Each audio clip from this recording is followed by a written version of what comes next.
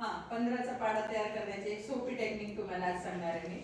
15चा पाढा तयार करत असताना आपल्याला 1 2 3 4 आपल्याला पाढा असते. 1 2 3 4 5 6 7 8 9 10 11 12 13 14 15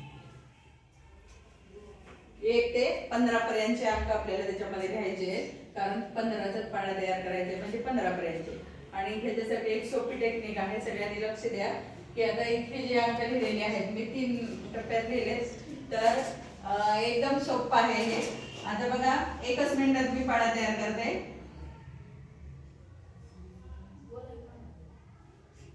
15 त्रिक 45, 15 चौक 60, 15 पाची 75, 15 सख्खी 90, 15 सत्ती 5 12 105, 15 8 120, 15 90 135, 15 10 150.